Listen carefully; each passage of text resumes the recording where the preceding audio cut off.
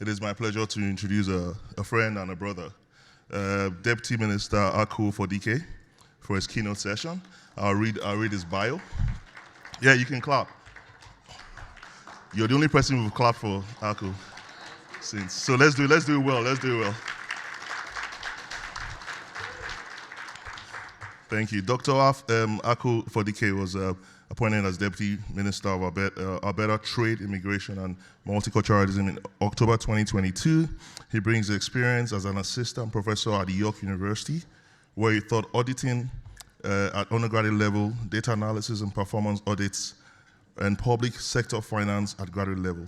His research focused on accountability, public-private partnerships, labor market integration, and equity, diversity, and inclusion in business professions. He is a licensed practitioner by the CPA Alberta, and has almost 30 years of professional experience spanning telecoms, banking, utilities, education, oil and gas, consumer packaged goods, with organizations like Bell, Molson Coors. Prior to academia, he was a CFO, CEO of one of the largest wireless internet services providers in Canada, a graduate of Huskins PhD, Cornell MBA programs. Dr. Ufodike is a Canadian FCPA, a US CPA, a UK FCCA, I know, and a certified fraud examiner. I didn't know that, okay? And he's also a certified director of the Institute of Corporate Directors. Dr. Ufodike is active in the community, previously served as chair of John Ware Institute, a non-for-profit he founded and aspires to make public companies' boards more diverse. He's also served as a member of the Provincial Audit Committee for the province of Alberta and on the Senate of the University of Calgary. I'd like to add this, that he sometimes lives in Edmonton, mainly based in Calgary, so he's a closet fan of the Oilers, even though he doesn't agree. Put your hands together for my friend and brother, Dr. Ufodike.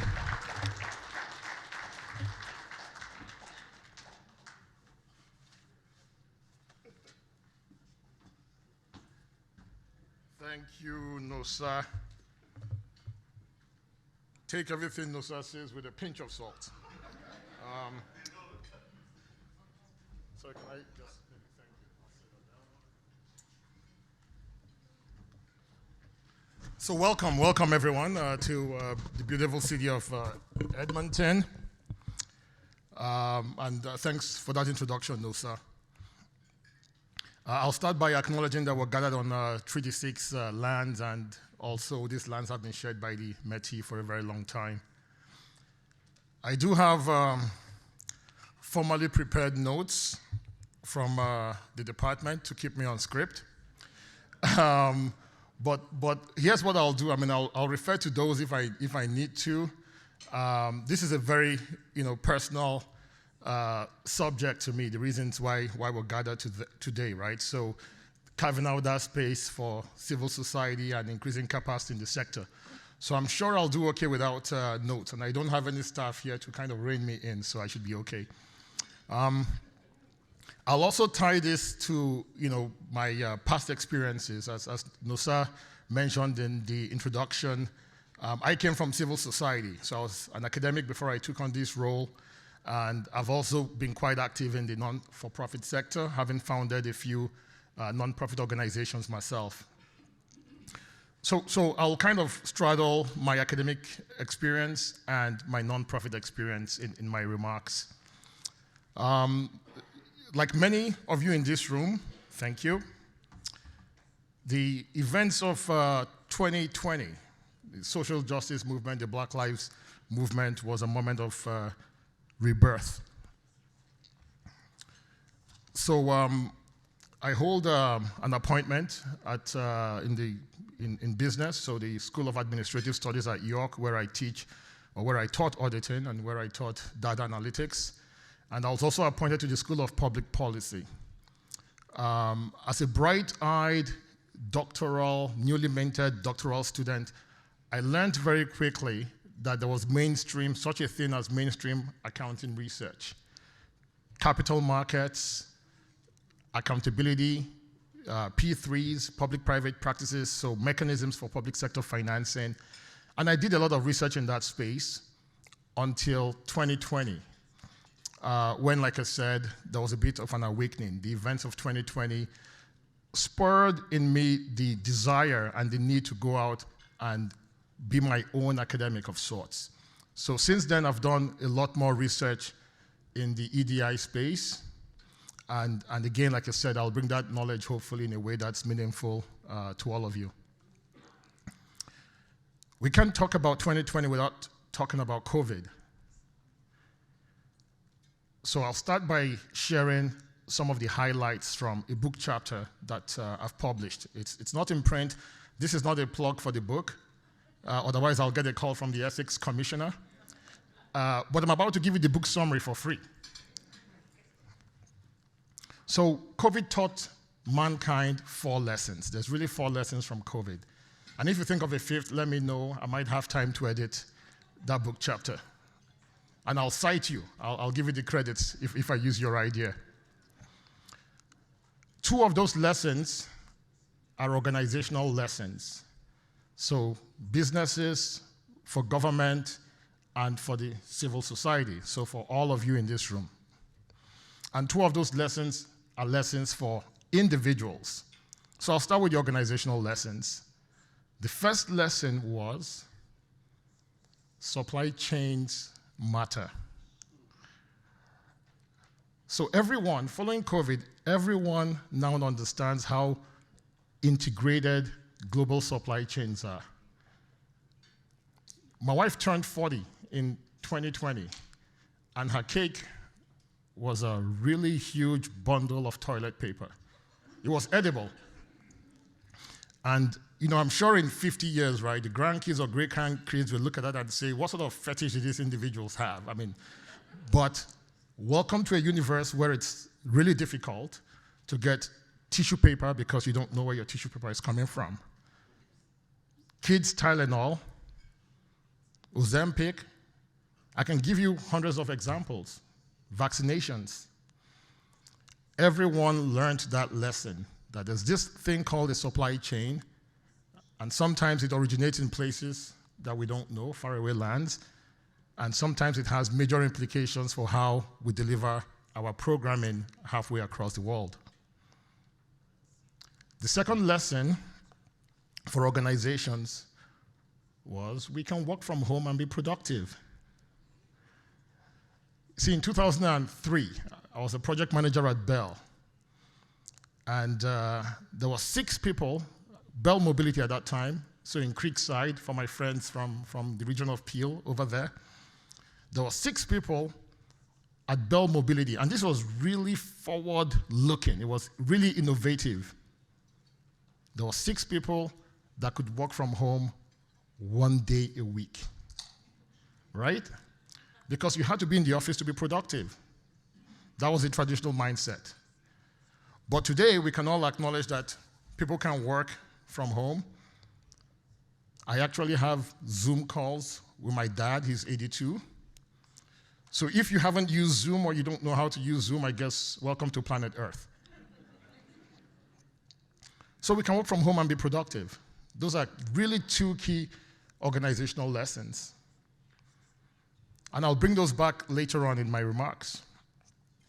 Now, for individuals, lesson number 1 was wash your hands, or sanitize at least. So it's okay to be healthy, to care about grooming, to care about public health. As a father of young kids, I always grew up thinking my dad was a bit of a hypochondriac, right? He always, if you walked out of the house, once you came back in, you had to wash your hands, right? That was standard, even if you were not going to the dining room. But I guess the fruit doesn't fall that far from the tree, because I grew up into that dad. So I was quite pleased when I could get on a flight, even today, now that some people think that obviously COVID, we found a new normal. But I can get on a plane, and if someone's coughing behind me, I can put on my mask, without feeling the need to apologize. I don't have to be Canadian and say sorry, right? I'm doing your job for you. You're the one who's coughing. You should wear a mask. We can all do that right now and not feel that we're being rude or apologetic. Now, I've been traveling recently, and I found that, that we're starting to forget that lesson a little bit. So I'm that individual who's in the restroom, and every time someone comes out of the restroom and doesn't wash his hands, I have to restrain myself from tapping him and saying, "Bro, wash your hands." So some people have forgotten that lesson. And if you come out of a stall, there's a 50% chance you were doing number 2, right? It's 50%, number 1 or number 2. But it really shouldn't matter, right? Wash your hands, or sanitize at least. But at least we've learned that lesson. But here's the most important, I guess, for today's conversation. And I'll add at this point that lesson number 3 and 4, the lessons for individuals are also lessons for organizations, right? Because individuals, that's the micro level of society, organizations are the meso level, and then you have society as a whole, kind of the macro level.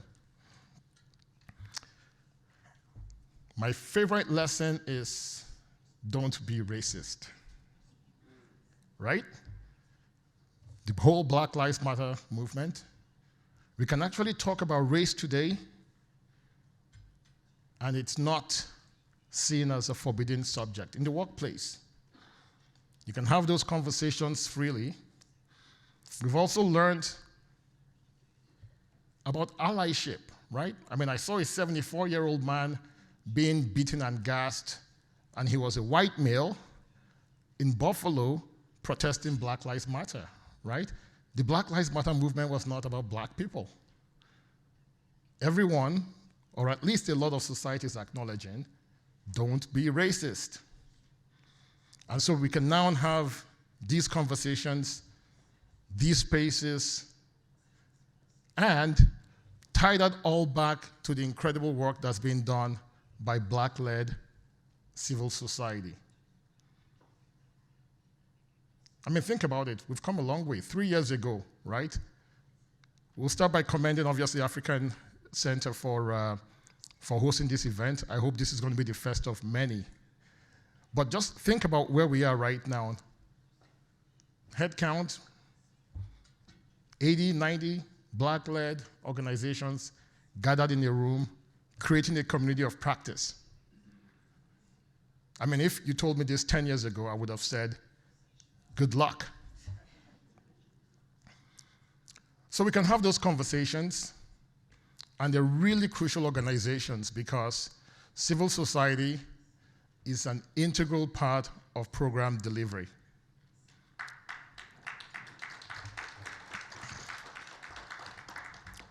See, your cost structure is very different. So by the way, please let me know if this starts to feel like a lecture. Sometimes you get the professor too.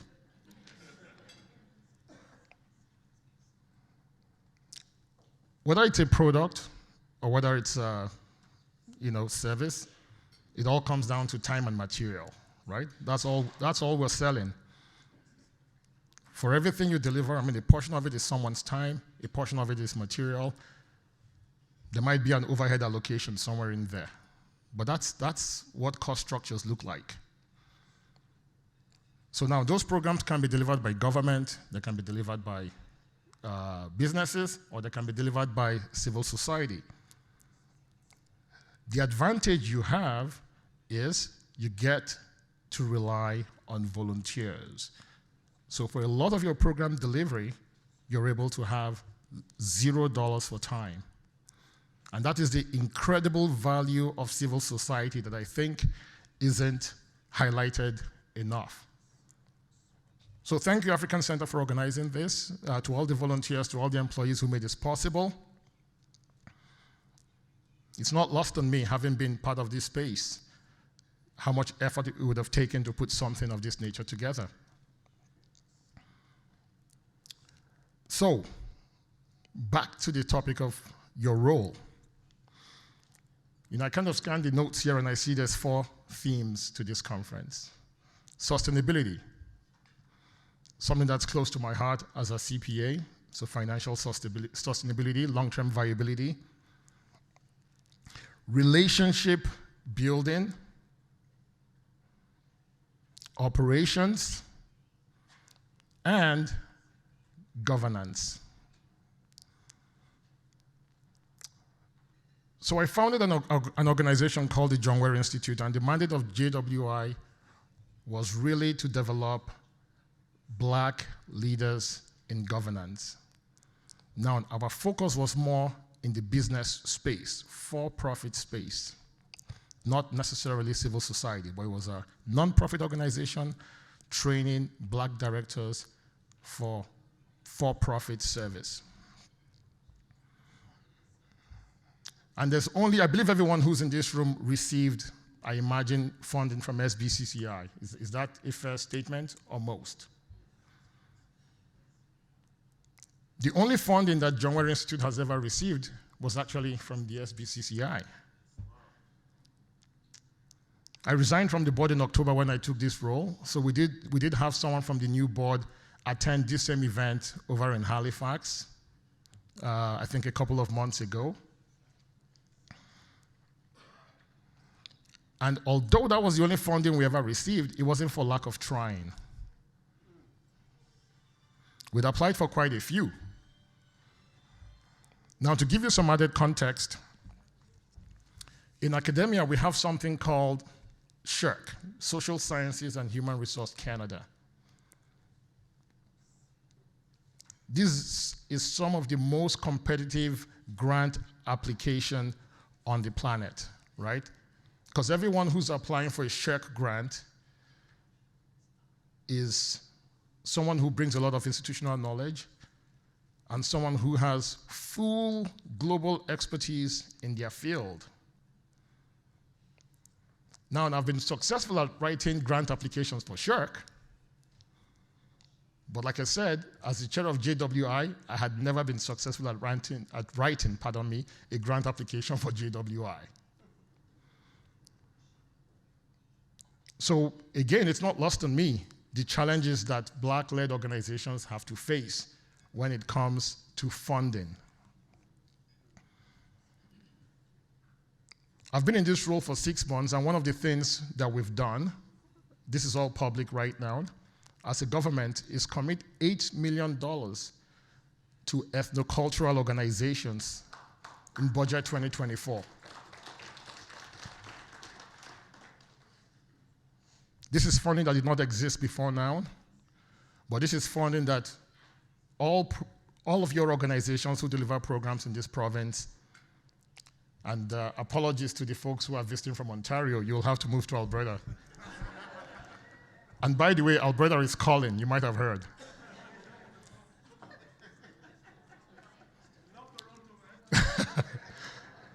So, but this is new funding so that we can start to level the competitive landscape for ethnocultural organizations and including Black-led organizations.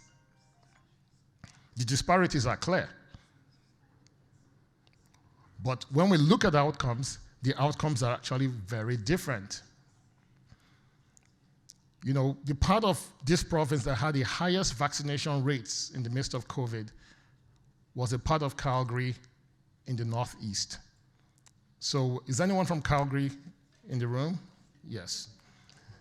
That happened, that success was achieved off the back of ethnocultural organizations. That was the only reason why they hit those vaccination rates.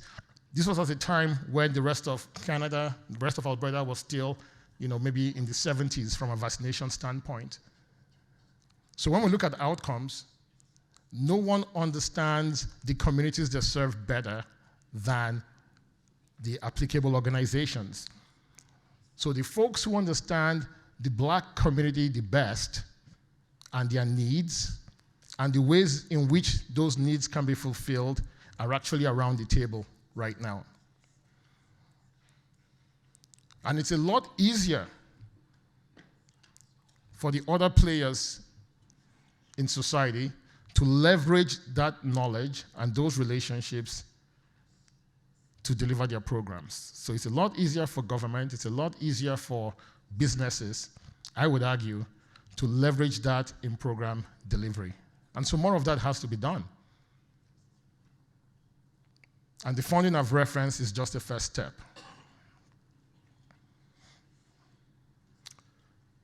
So, John Ware Institute, aspiring to groom and develop new directors, because the other factor that we hear, and the reason why black organizations might not be successful at applications, is governance capacity. Who's seen that on a rejection note in an application they made? You don't have the governance structures.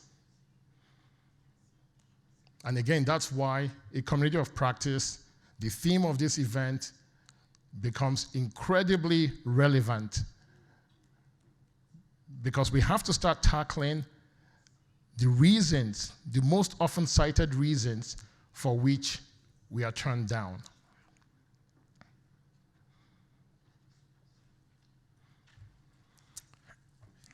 So how about I share with you some of what I've learned?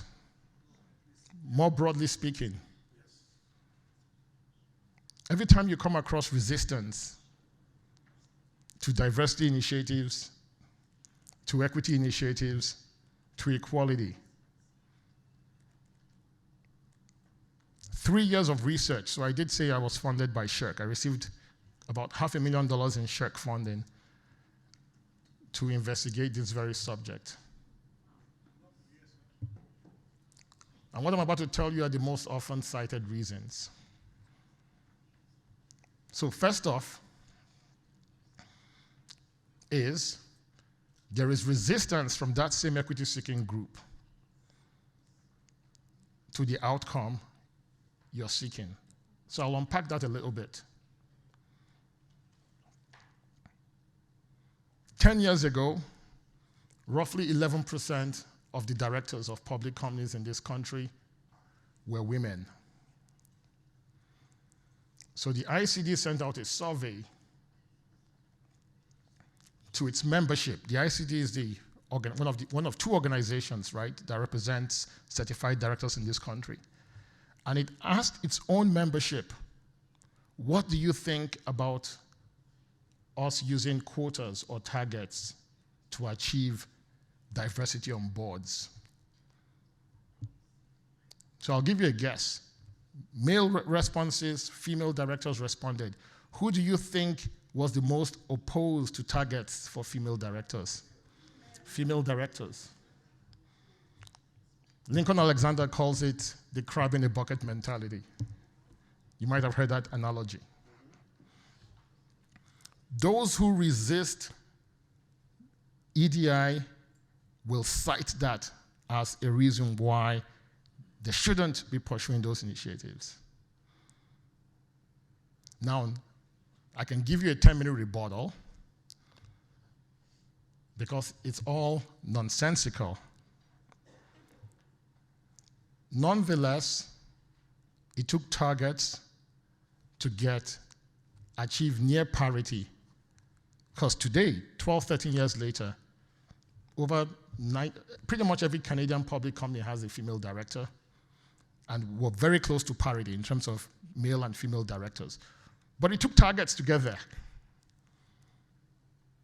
So it doesn't matter if that same equity-seeking group is resisting it. The reality is, it works.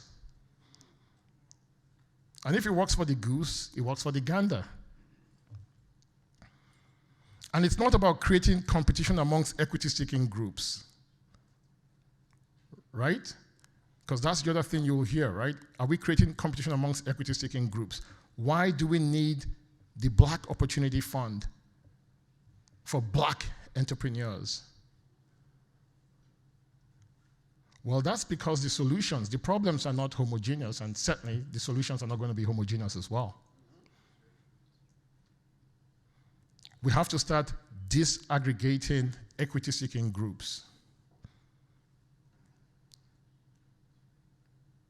There was a lot of companies pre-2020 who had met their diversity hiring targets. So self-imposed targets. So those organizations might have said that 25% of our employees would be BIPOC. But you could go in and you would see no black employee. But they had met their targets. So these are not uncomfortable conversations. It's okay to ask, tell me about the BUH in BIPOC. Tell me about how you're treating your indigenous employees. The I. Tell me how you're treating the various other groups that we could classify as POCs. That is fair conversation. The problems are not homogeneous. The solutions cannot be homogeneous as well. Another often cited pushback is, well, we can't find the people. I really want to contract with a black accounting firm, but there just isn't any. I really want to contract with a black engineering firm, but there isn't any. Now, sometimes that's true. I'm not going to stand here and trivialize that or suggest in any way that there isn't, in some instances, a supply side issue. But I've also seen data that shows that sometimes there isn't a supply side issue, there's a demand side problem. Now, we proved this using US data. That doesn't mean the situation is better in Canada. It means the data doesn't exist. And that's even more problematic, if you ask me. Data collection. Let's not collect data because we really don't want to know what the data uncovers. So in many instances, our neighbors south of the border, right, the experience with anti-black racism in the United States is very different. I'll acknowledge that, because we don't really have a history here in this country necessarily with slavery. But people will point you to 1920s data or 1800s data and say, well, the Underground Railroad ended here, right? But we also had at some point in time immigration policies that banned immigration by black people. I'm not referring to a long time ago, before the war. Like if you're even remotely close to 60 in this room, that happened in your lifetime. It wasn't until the late 60s that we took out race as a criteria for immigrating to Canada.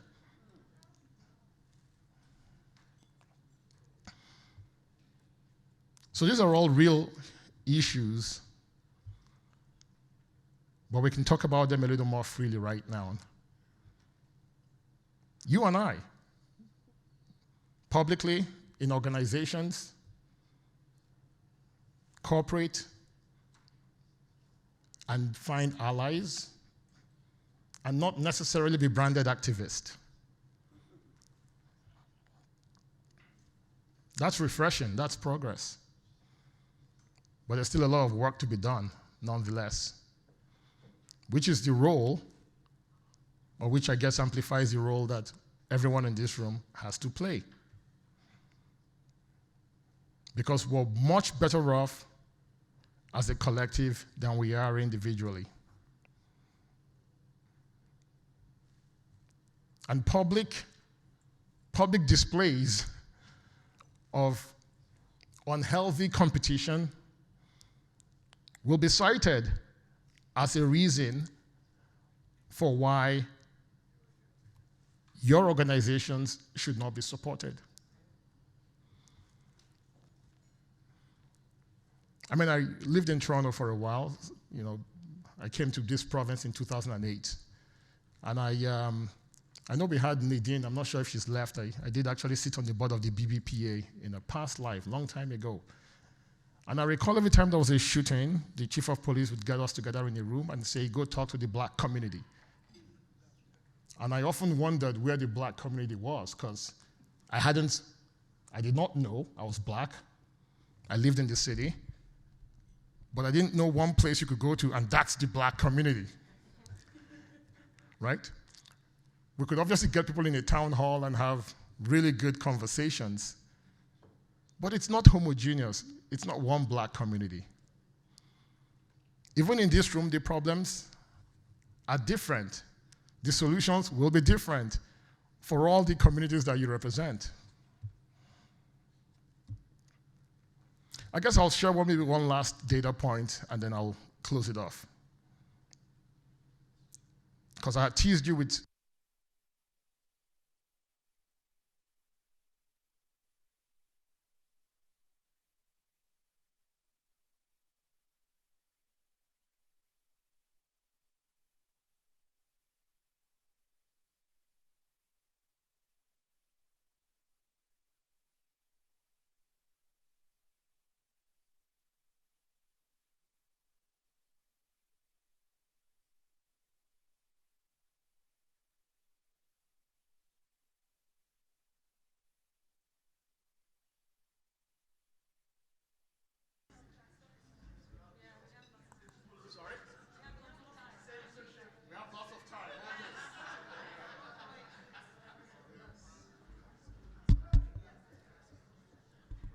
all right, okay, I guess I'll have to go back to my script then.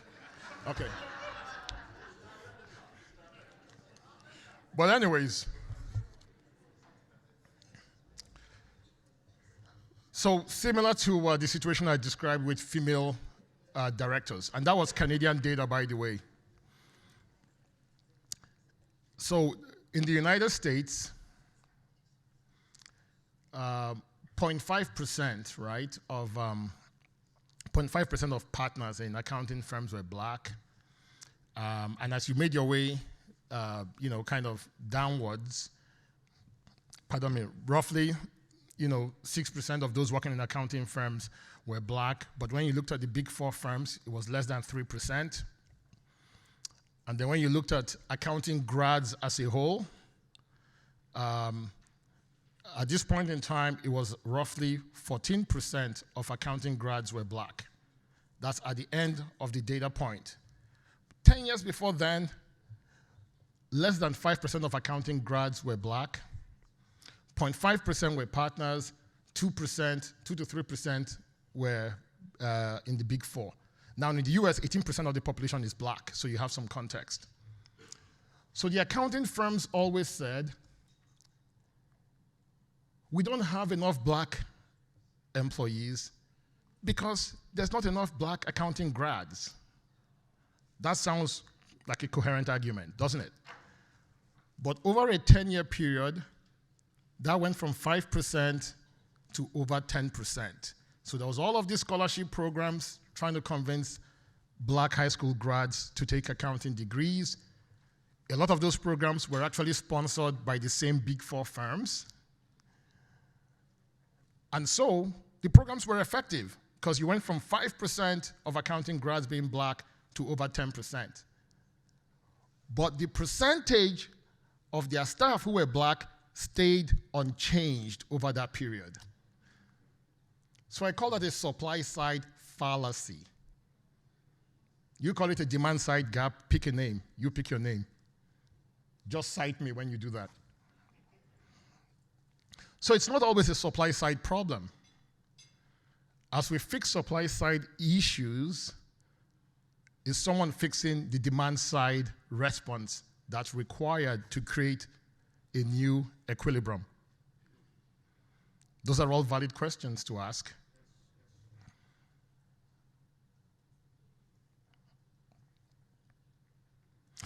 So I'll leave you on this note. I'm not persuaded that the solution to the problems doesn't go through this room. Or I'll put that in the affirmative.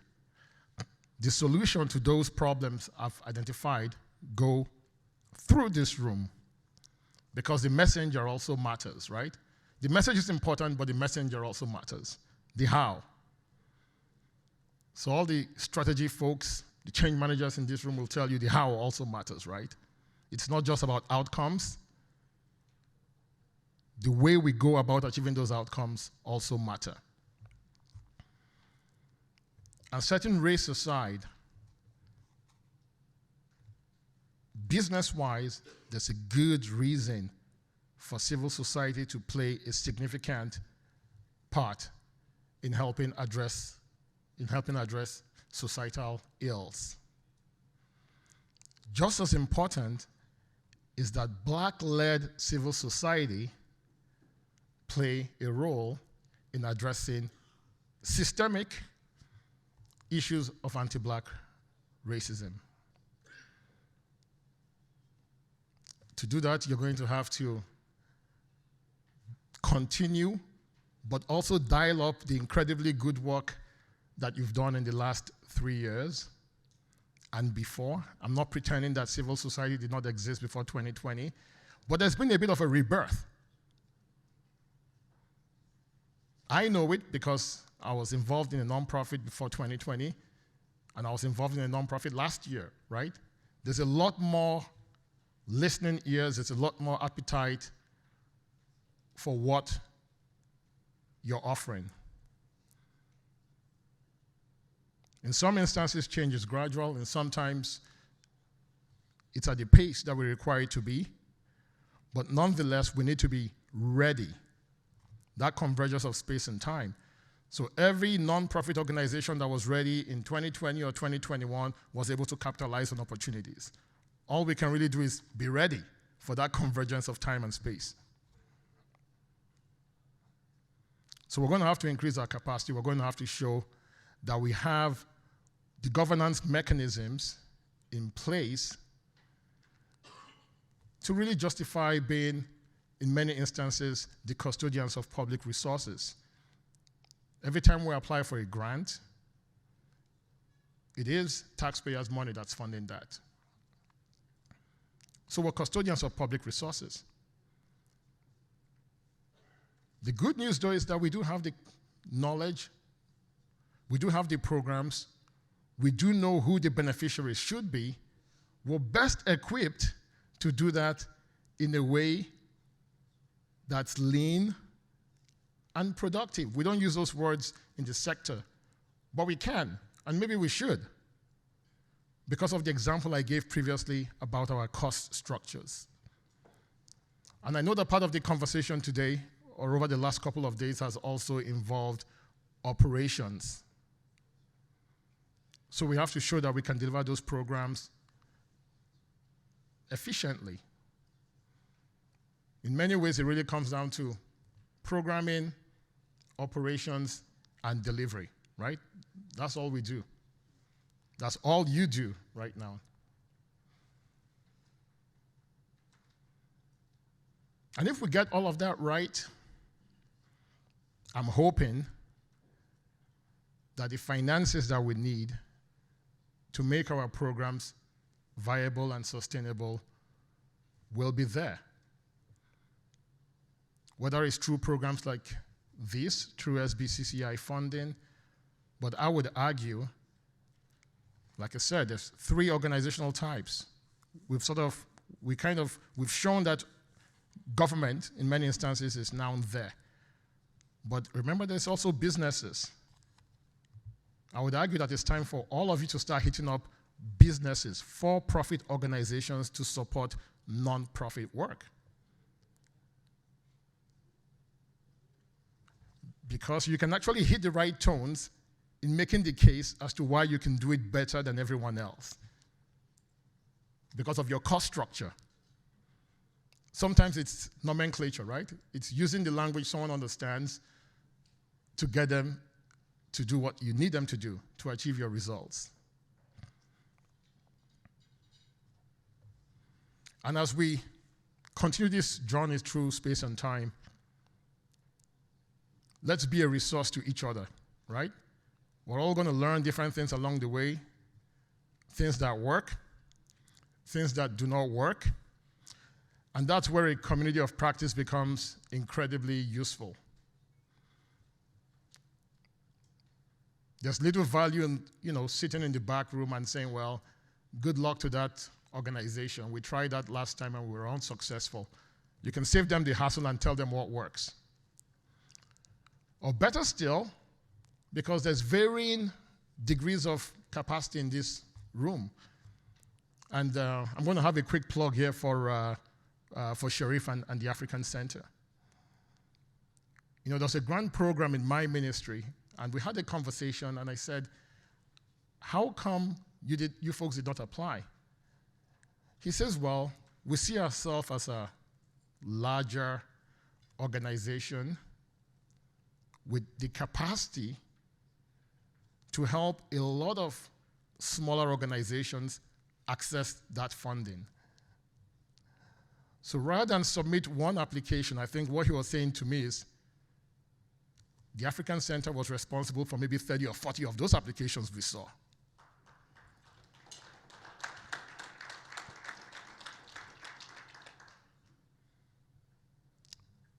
So knowledge sharing, sharpening ourselves, building a community of practice, because if we're all successful, Canada is successful. So the whole conversation around disaggregating isn't about building silos. It's actually the other way around. If all the pieces are complete, the whole is actually a lot more substantive and a lot more substantial. I guess I'll leave you on that note. Thank you very much for your time.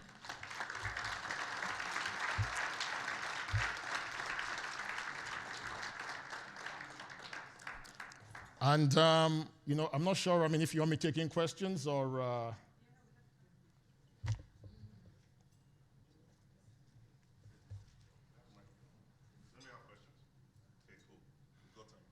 Okay.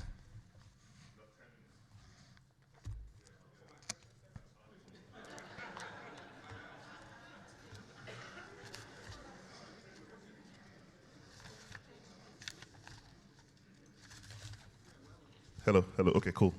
So just your name, where you're based, the organization, then the question. Thank you. Right. My name is Freddie. I'm from Winnipeg, Manitoba. There was just a question I want to find out from you. You mentioned, two key words. Most of the things that we do is largely programs, operation, right? But the reality is the fact that most of the grants we do get are targeted towards operation. And most of the things that we need to do to help elevate the standard of living of the people or to impact their lives, they're actually programs. It's almost like we are putting the cart before the horse, right? We don't get funding or grant for program, but we're getting grant for operation. In that scenario, what do you think we should do? Thank you. Yeah, thanks, Freddie. Excellent question. And I'll offer a practical solution. The reality is there's a ton of programs out there in every province, every ministry, every agency. But you're competing against program providers that have been, in many instances, delivering those programs in a satisfactory way. And sometimes change is difficult, right? It's a lot easier for a grant advisor to perhaps deal with an organization that they're comfortable with. So here's a practical solution. I know that quite often, most of the grant programs out there will seldom give you money to go out and hire, people, right, to build the capacity that you need to then be a little more competitive. But how about doing it as a collective? So I can give you at least one example that those in Alberta will be familiar with, right? Obviously, African Center has been around for a long time, but in Calgary, a product of COVID is something called the Calgary African Community Collective. Anyone from Calgary? Are you familiar with CACC? Okay. And, I guess I'm not sure what's out there in the public domain, so I'll tread carefully from here on out. But it's okay for an aggregator to come in, hire that staff, build that capacity within other organizations, and sometimes be the face of executing on that programming, if that makes any sense. It's almost like a fiscal agent of sorts. So rather than fund 20 small organizations, it might be easier, right, for the funders to fund one larger organization that's working with 10 or 20 smaller organizations in that community, because that organization, if it's Black-led, understands the community, knows who the players are, and can work with those 20 smaller organizations to then fulfill whatever the mandate is. The reality is that's going to be the way it will have to be done initially, until such a time when everyone has the reputational capital to do it on their own. It's easier to fund one large organization for a program execution than it is to fund 20 small organizations with 100,000 P&L trying to deliver a $1 million program. That's just the reality. Good afternoon. My name is Jolita Datus, and I am the program coordinator at Ubuntu Mobilizing Central Alberta. So we're in Central Alberta. I have one question and a pushback. I'll start with my pushback first. So as a Black-led, Black-serving, Black-focused organization, we're always told to work together. However, all of the other serving organizations, their 20 and 30 programs and projects and organizations will get fully funded, and nobody tells them all to work together. So I'm Haitian. We understand collective work. We understand the importance of what is called combit, all of the hands put together. But I don't think it's fair for all of us to have to share $20,000 and all of the other organizations get $20,000 each. So that's my pushback. The question that I have is, when it comes to equity, I don't think that even within our organizations there's equity. And I say that because in Central Alberta, we know the programs and the organizations that get funded. A lot of it is focused on Edmonton and Calgary. And then there's a wide range in between Central Alberta, and we got forgotten. And so if we're going to be speaking about equity, I would like to see organizations, when they realize that there are 5 Edmonton organizations that's funded, 5 Calgary organizations that's funded, there's not one from Central Alberta to say, hey, we need to put some money in the pot to ensure that those folks over there get a little bit of something. And the same works with associations. Love the Nigerians, love your jollof rice, but you need to remember some of the other associations as well. When you're up there, say, hey, we need the Haitians to get something, we need the Jamaicans to get something, the Kenyans, the Sudanese, because there's not that equity building. You're the deputy minister, so hook some of us up to there. I love to, thank you. I met with Minister Madu at the Premier's Summit, and I said the same thing to him. When you're up there, you're representing all of us, and we're supporting you, but just remember, we're all Africans, we're all Black, but there are different ones, and there are different needs. Thank you. Excellent. Yeah. So for the records. Okay. No, excellent comment, right? And I'll provide a quick response, and it's not a pushback. So, yeah, it's difficult situation, right? Because you have, the reality is you need to show something that's methodological, transparent, and structured, right, in reviewing these programs. So one of the things that I've done in the last 6 months, I talked about, additional grant funding, but I want to talk about a pilot that we did first of all. And it was called the Multiculturalism and Anti-Racism Grant. I think, I'm hoping there might be some recipients in the room. And by design, we went with a $30,000 threshold for organizations. That was strategic because right now, every one of those successful, I'll start by saying that the budget was $500,000, so we should have funded 15 organizations. I funded 124 organizations at the end of the day on that program. Various ethnocultural organizations. But guess what those organizations can say right now? They can put a check mark next to, we have received funding from the government of Alberta for another competition. It's almost like getting that first job, right? I recall sending out a ton of resumes. If you recall Monster.com, 5 years later, I went to Monster and I said, geez, I sent out 600 resumes, right, in 3 months. But it was getting that first job that made all of the difference. So again, I'm trying to be candid in my remarks. Getting that first grant will be the toughest one.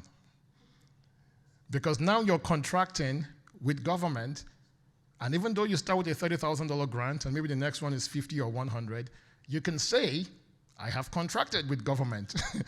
I have been a recipient. Now, there were some organizations that clearly, even if I wanted to fund, I couldn't fund.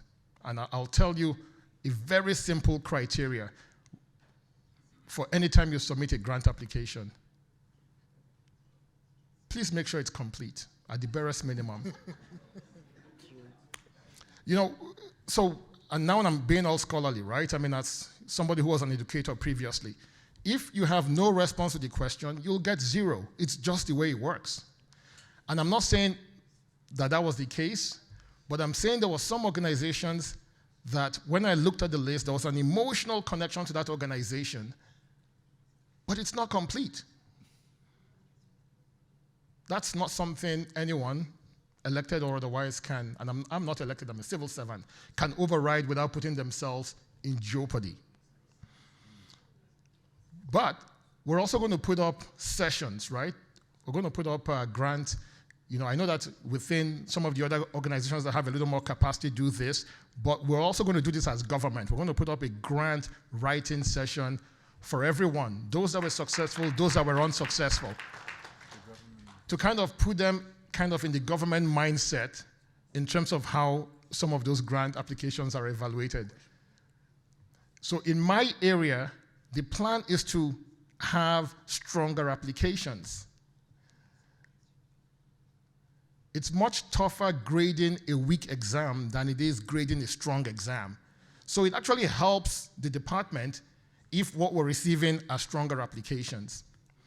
But to the specific comment, right, I agree with you, and that's why when the MARC program was tested, we tested it with a budget of 500, but we disbursed about 3.5. All of those organizations can now say that when they come back next year, they're not coming in as folks who have not contracted with government. They can say, we are stakeholders of yours, you funded us. There's a certain risk profiling that changes, right, when you see that. And that program is coming back this year with a budget of $4 million, right? Remember I said it was $500,000 last year for the pilot. We've taken it to $4 million.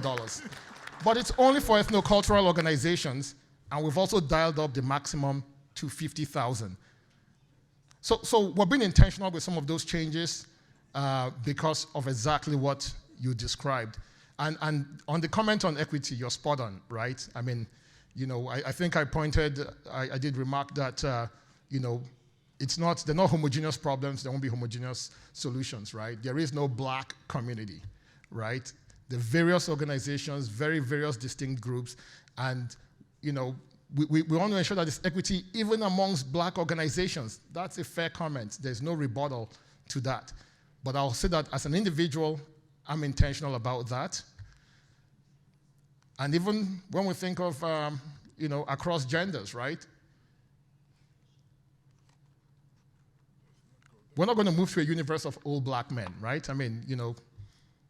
we also need to be worried about gender.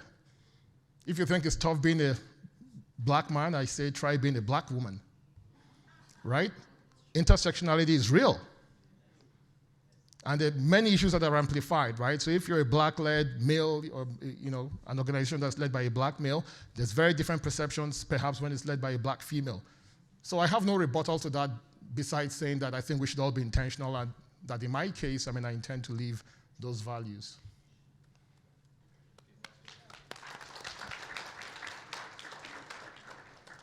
So hi, my name is Annick Silencieux, and I'm the executive director of an organization called Support Black Charities.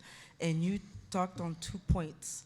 My organization, we are trying to bridge the gap between philanthropy and organization. And you mentioned how black businesses should be in collaboration with black organization. And as we're all here and you brought up the subject, I'm just curious on what is your approach? I'm just gathering information at this point. I think the black ecosystem is the community, black organizations, and black businesses. And our organization is trying to foster those relationships through the lens of philanthropy. And so you brought up a great point. What is that, in your opinion, what is the language to bring for-profit black businesses to be able to collaborate with black organizations? Thank you. Yeah, sometimes change is deliberate, and sometimes it's imposed on us, right? So if you're a recipient of the SBCCI grant, I'm hoping most of you applied and received the wraparound funding. No? Yes? The wraparound, the SB, to help. You did. Absolutely. Did you receive who applied for the wraparound funding for SBCCI? The wraparound. So the wraparound meaning to engage an accountant or a cybersecurity organization or a HR organization. Okay. But you were forced to patronize black businesses, weren't you? You had to get a proposal from a black organization to support that grant application. So I would say that it's a bit of a shame that government is having to impose within the ecosystem for us to patronize ourselves, right? Sorry, everyone looks. I see a few quiz looks, right? I'm not sure if the wraparound thing was that in the Maritimes only, or was that here as well? They just don't use the term. It's just here in SBCCI. No, so the SBCCI funding was what? 40,000, some not 45,000. Was that all the money you folks received? Yes. Okay, so maybe I'll stop talking.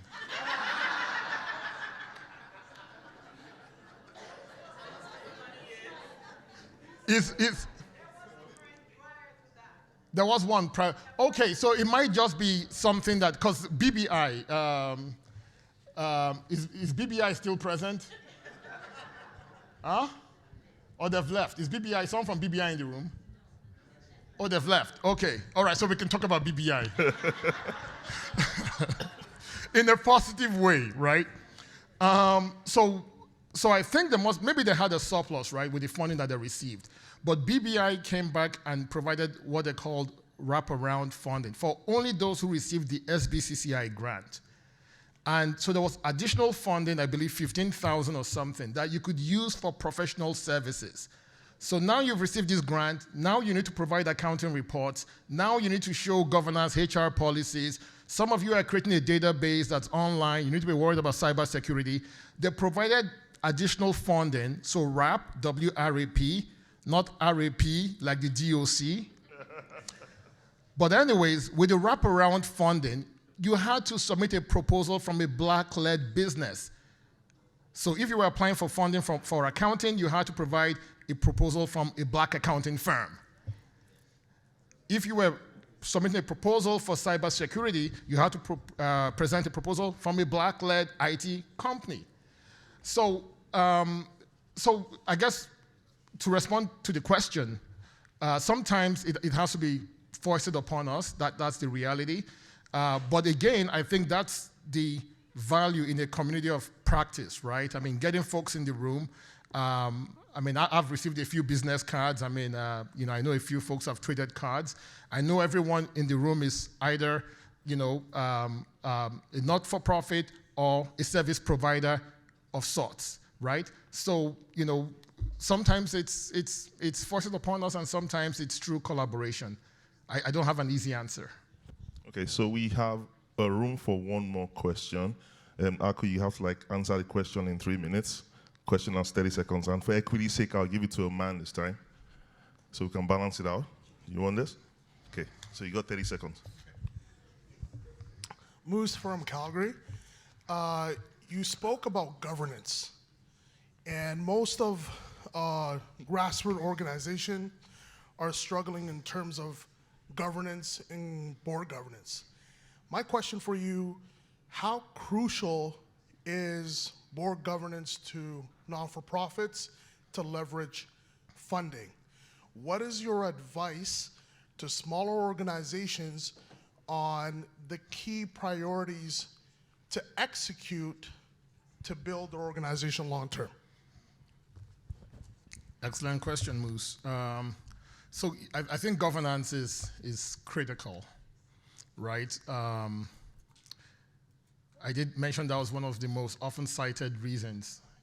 And even if it's not given to organizations as a reason, if there's perceptions around governance, it's a non-profit, it's dad, mom, grandpa, your 16-year-old daughter, and I've got, you know, a grade 9 at home, they're incredibly smart. But if that's your entire board, I'm sorry, you're going to have some really major challenges competing against the United Way. So we're going to have to find ways to strengthen governance within our organizations. And being someone who's founded a nonprofit, I get it. What people don't realize is that people who found nonprofits, in my experience, and I've also founded for-profit companies, they actually get more emotionally attached to their organizations than founders of for-profits. You know, we spent our entire life saying Bill Gates owns Microsoft. Bill Gates owns Microsoft. Bill Gates owned 20% of Microsoft. He doesn't own Microsoft. Someone else does. I mean, a bunch of people own 80%. That's easy for a for-profit founder to understand. That's very difficult for a non-for-profit founder to understand. So except you intend to be the sole founder for your organization, you're going to have to create a skills matrix, find people, those volunteers I talked about, who have the skills you need. Always have a lawyer and an accountant. You can have more than one accountant, but not more than one lawyer. An IT person, I'm sure you've all been through that exercise. I mean, I know some of you would have, right? But you want to be able to show on paper to someone who doesn't know you and understand your value systems that they can trust you with public funds. It's a real dilemma, but I think that is the most, for financial viability, the single of all the things I talked about today, the single most important criteria is showing the governance structures